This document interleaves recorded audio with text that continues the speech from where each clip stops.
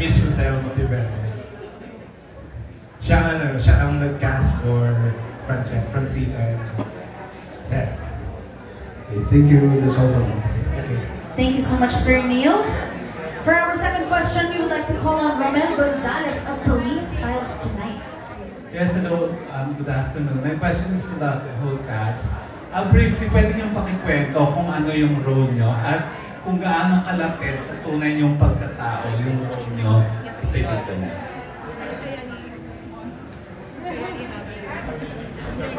Ako pa yung pinakabata. I played Ate Burns. Siyempre, kung si Mother really ay iconic, ang iconic na yaya ng lahat. Siyempre, ako kasama sa bahay ni Seth sa year 2009. So basically, malapit siya siyempre sa akin yung character kasi as a mother, yung gano'n, mas kami ni Seth yung nagkikita sa bahay, mas close kay Seth. So, ang anak ko ay isang lalaki. Mas naging malapit ako kay Seth. Ako po, ang character ko po ng piniplay doon, si Lex. Si Lex, siguro ang pagkakaparehas namin ni Lex, meron kami isang pamilyang mapagmahal.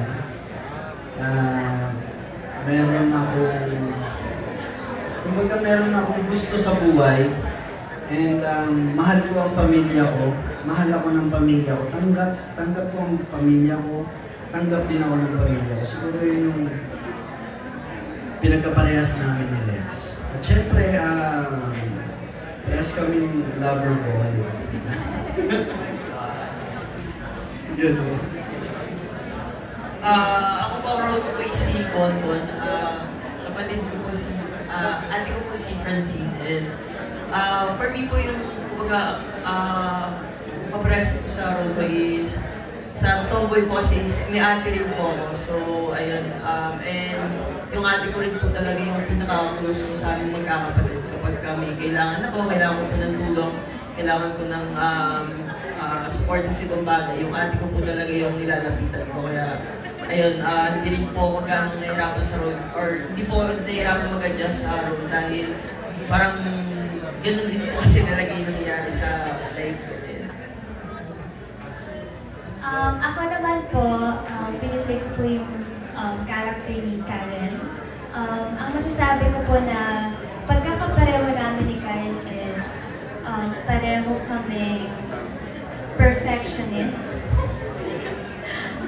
Pareho kami perfectionist.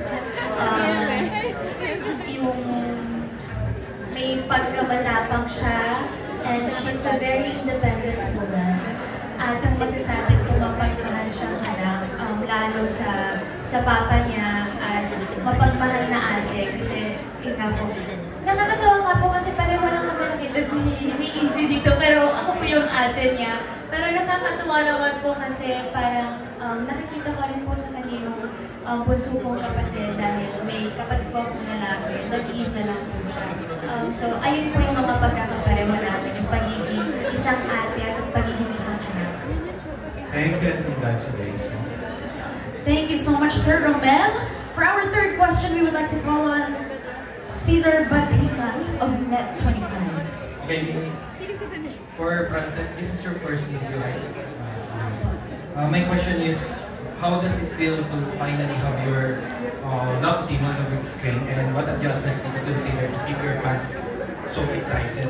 And add ko na din, kumusta na maging bahagi kayo ng Dagan Legacy? First of all po, syempre, considering na ito yung first movie namin, on-screen pa, and hindi po namin inaakala na pagkakatiwalaan po kami ng Regal family. It's an honor po, sa totoo lang. Pero, with all the excitement, syempre, kadugtong nun, konektado dun yung kaba. Pero, syempre po, with the help of directors, yung buong team, mas nababawasan yung takot, mas binibigyan nila kami ng motivation, and mas kada araw na nag-shoot kami ng movie, pinapa-realize nila na deserve namin yung Life Fisher You. And parang nga po siyang gift for us, kasi nga po, ang tagal na rin nung nagawa po yung script. 2020 pa po. So I think this is the right time for all of us din po at siguro po para sa aming dalawa din sa set. And yung sa fans po, ano po yung tanong niyo po?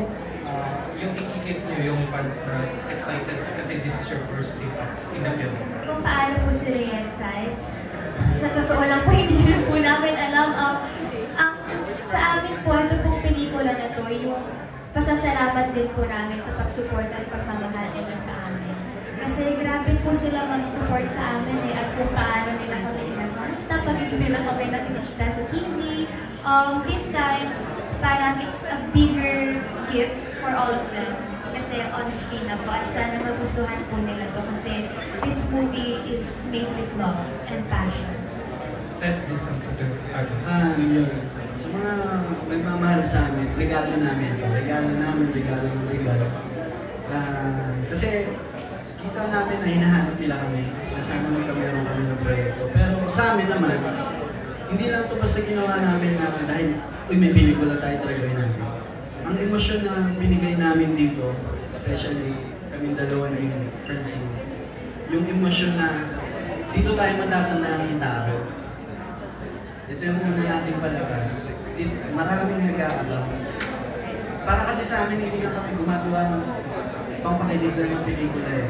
Ang sa amin, ito yung craft namin, passion namin dalawa, hindi lang basta, yes, may movie tayo. Hindi, sa amin sobrang bigat. In short, kailangan namin may mapatunayan. Kailangan namin mapatunayan na kaya namin mag-contribute sa isang pelikulang Pilipino sa pamamagitan ng my future. So, yung kaba, nandiyan din yung mga kaba. Pero sobrang pagpapasalamat pa rin. Kasi kinakabahan kami pero ang daming tao na nasusuportahan kami. Pinapalakas ang loob namin. And mga taong tumulong para magawa rin itong buong pelikula. Siyempre, sa taas, laking pasalamat na. Yes, and if I may add lang po, no, syempre po, yun nga po gaya po ng sinabi ni Seth, hindi namin ito ginagawa just because binigay lang po. Syempre, pinapangalagaan din po namin yung tiwala na binigay ng Miguel sa amin at ni Miss Rosel. So, yun po yung mga mas isa, actually, yun po yung top priority namin, pangalagaan yung tiwalang binigay. At maiging back po namin ng maayos at sobrang pasana. Yun po.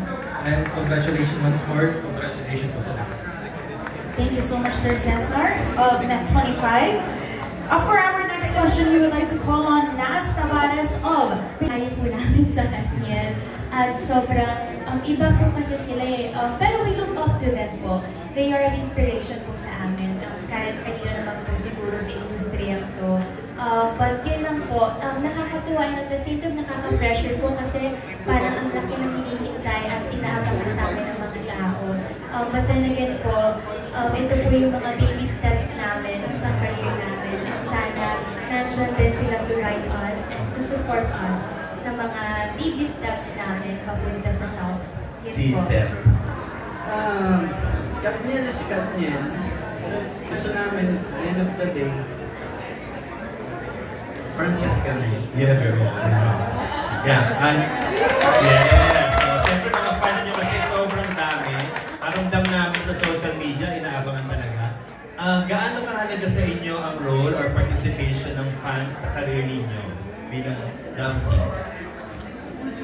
Kaya may pelikulang may future yung siguro dahil sa kanila. And I'm sure dahil sa kanila, sa mga nagmamahal sa amin, sa mga nagtitiwala sa kakayanan namin, sa mga patuloy na sumusuporta, simula na naging pumasok kami siya sa showbiz industry. And sobrang pressure, pero isa rin sila sa rason kung bakit patuloy namin ito ginagawa. Sa isang artista, aktor, napaka-importante na may taong naniniwala sa iyo. Ganato ka sa trabaho mo para gawin mo. And yung gasolina mo nakakatakot na one day, one day, asa na sila? Isa yun sa mga nakakatakot sa pagiging artista at isang aktor. Pero hanggat nandiyan pa, syempre pinapahalagahan namin at regalo namin ito para sa kanila. sa pagmamahal na ramdam namin. Kahit nasan kami, nasa harap man kami ng camera o nasa likod kami ng camera, sa bahay kami, nasa set kami, ramdam namin na sobra nila kaming mahal. And syempre po, yung pressure from them, we take it as a motivation. Kasi at the end of the day po, everything that we do it for them also. So, para po sa amin, it's a give and take kind of relationship with our supporters po. So, thankful po kami sa totoo lang na nandyan sila no matter what. And sa lahat po ng simula po dito sa My Future You na to, unang regalo namin sa kanila. And hopefully, in God's perfect timing, mas marami kami maibigay sa kanila pabalik because of sa pagmamahal at support nila sa amin dalawang isa.